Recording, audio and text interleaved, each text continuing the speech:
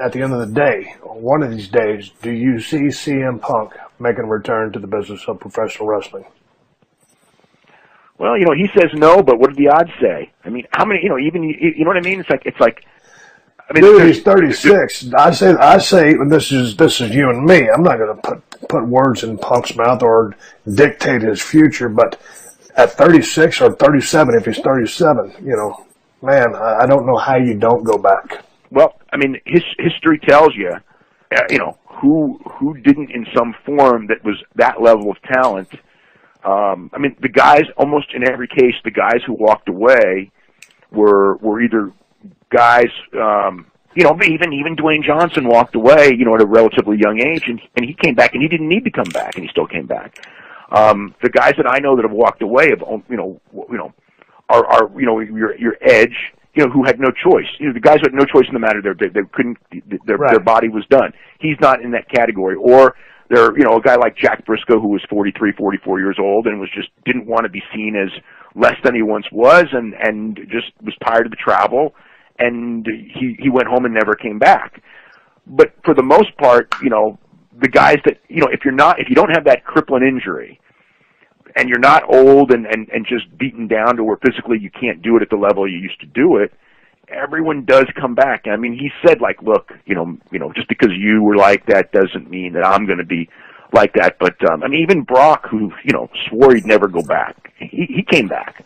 So, it was funny because when he swore he never came back, in the back of my head, it was like, you're not going to do MMA forever. You're going to go back because you can make a lot of money and you're real good at this. And that's the same thing with Punk. It's like, at the end of the day, 3-4 years from now, you can make a lot of money and you're really good at this. You're such a great talker and you know how to perform.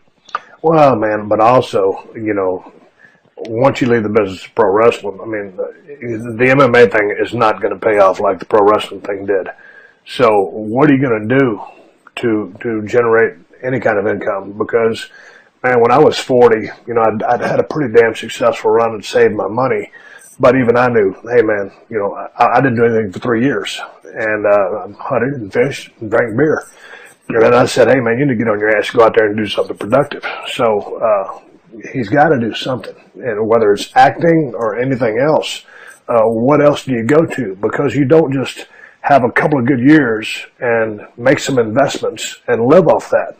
He could try acting. I mean, he will get some offers to do some things. I mean, I know he's gotten them, as far as like hosting game show or this and that. I mean, there's a reality show type thing. I mean, there's people interested in him. Of course, the longer he's off TV, that interest may wane a little bit. But this, this MMA thing will again put him back in the spotlight. He can talk really well. But the thing that I think of when it comes to him as far as long term, I do think that he would be great as an MMA commentator. And the idea of if he does 1 fight, 2 fights, and a couple of training camps and everything like that, it will make him a better commentator for the experience.